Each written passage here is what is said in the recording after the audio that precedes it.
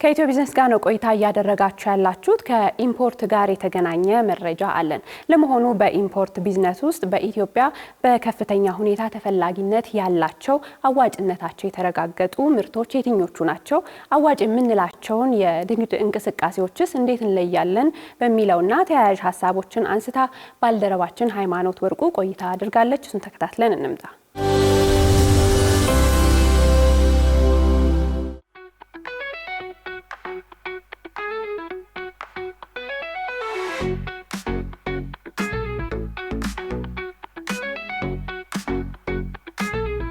አዋጭ ሆኖ የንግድ እቃዎችን እንዴት መለየትና ማስመጣት ይቻላል? እንደሚታወቀው በአንድ ሀገር የንግድ እንቅስቃሴ ውስጥ የጀርባ አጥንት ተብሎ ከሚጠቀስ ዘርፍ መካከል አንዱ እቃዎችን ማስመጣት ወይንም ደግሞ ኢምፖርት የምንለው ዘርፍ ተጠቃሽ ነው። ሀገራችን ኢትዮጵያም እንግዲህ የምታስመጣው እቃ ከምትልከው እቃ እጅጉኑ የሚበልጥ ሀገር እንደመሆኗ ይህ ዘርፍ እንግዲህ አሁንም ድረስ ሰፊ እድል ያለው ገበያ ስለመሆኑ ይነሳል። እኛም እንግዲህ በዛሬው የኢትዮ ቢዝነስ ቆይታችን አስመጪዎች የትኛው ዘርፍ ላይ ቢሰማሩ ይበልጥ አዋጭ ይሆንላቸዋል፣ እንዲሁም አዋጭ ሆኑ የንግድ እቃዎችን እንዴት መለየትና ማስመጣት እንችላለን የሚለውና ከባንክ እንዲሁም እስከ ጉምሩክ ያለው ፕሮሰስ ምን ይመስላል የሚለውን በሰፊው እንመለከታለን። አብራችሁን ቆዩ።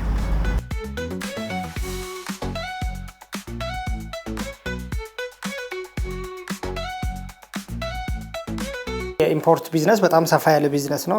ከዛ አንፃር አዋጭ ናቸው ብለን የምናስባቸው የኢምፖርት ምርቶች የተለያዩ ናቸው።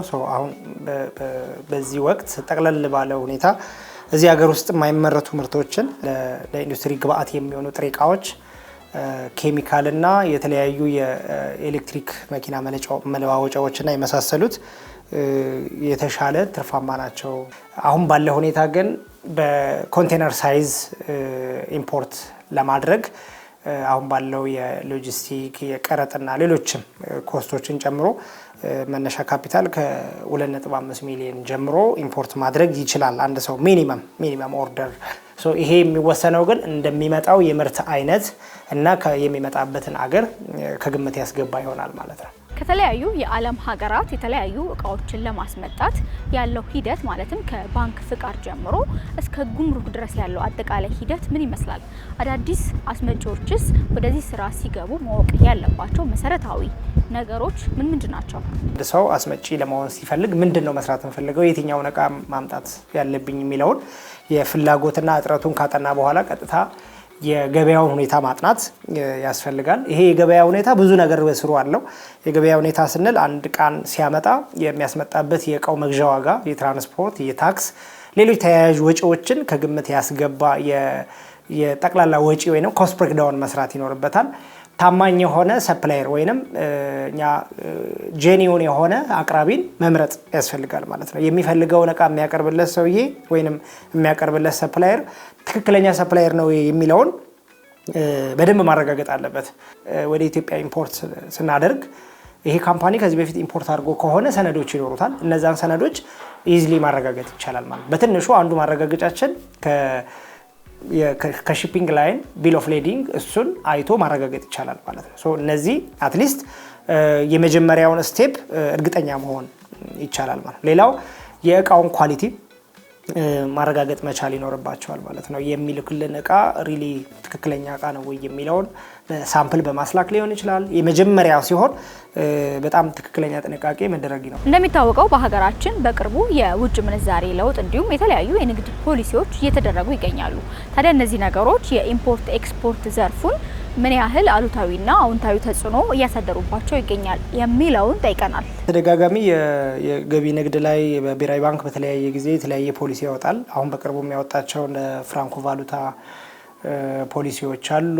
ከቀረጥ ለምሳሌ ጉምሩክ ላይ ካለው እቃ ላይ ቀረጥ ሲከፍል የተወሰነውን እቃ አውጥቶ ከዛ የቀረውን በሌላ ጊዜ እንዲያወጣ እንደዛ አይነት ፖሊሲዎች በየጊዜው ይወጣሉ። ይሄ አዎንታዊ የምንላቸው ናቸው። ሌላው ለምሳሌ የውጭ ምንዛሬ ግኝቶች የውጭ ምንዛሬ በቀላሉ አክሰስ ማድረግ የምንችል ከሆነ ለኢምፖርት ፋሲሊቲያችን መልካም ነው። ግን ስቲል እሱም አመርቂ ሁኔታ ላይ ነው ያለው ብሎ መናገር አይቻልም። አሉታዊ ብለን የምንለው ደግሞ የውጭ ምንዛሬው ተመን ሬቱ ከፍ ማለቱ ትንሽ ተጽዕኖ አለው። በየጊዜው ከፍ ይላል። $1 አሁን የሚመነዘርበት የገንዘብ መጠን ከፍ ስላለ በዛ ምክንያት በገንዘብ ደረጃ የሚያስፈልገን ኢምፖርት ለማድረግ የሚያስፈልገን ገንዘብ መጠን ከፍ ማለቱ ይሄ የተለያዩ አሉታዊ ሁኔታዎች አሉ። ሌላው የኢንፍሌሽን ይሄም ኢምፖርት ላይ ትልቅ አስተዋጽኦ አለው ማለት ነው። እቃውን ካመጣን በኋላ እዚህ የሸማቹ ወይም የገዢው የመግዛት አቅም ዝቅተኛ ይሆናል ማለት ነው። እነዚህ አሉታዊ ተጽዕኖ ናቸው ብለን እናስባለን።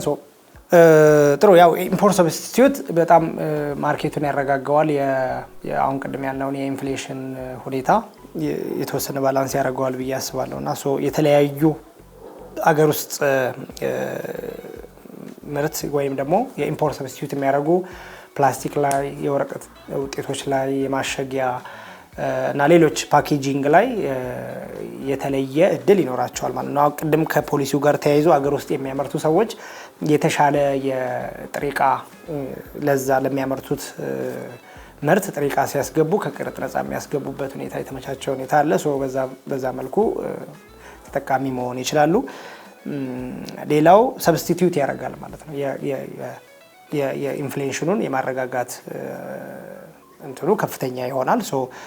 እነዚህም የተለያዩ የሚወጡት ፖሊሲዎች ሀገር ውስጥ ኢምፖርትን ሰብስቲቲዩት ለሚያደርጉ ካምፓኒዎችም የተሻለ እድል ይዞ ይመጣል ማለት ነው።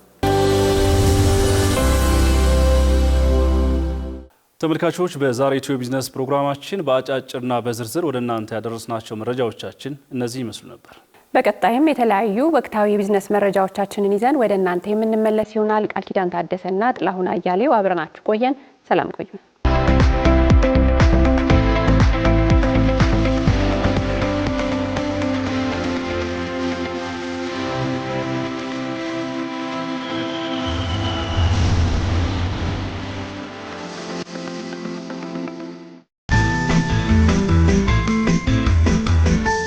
እስከ መጨረሻው ድረስ ከኛ ጋር ስለነበራችሁ እናመሰግናለን።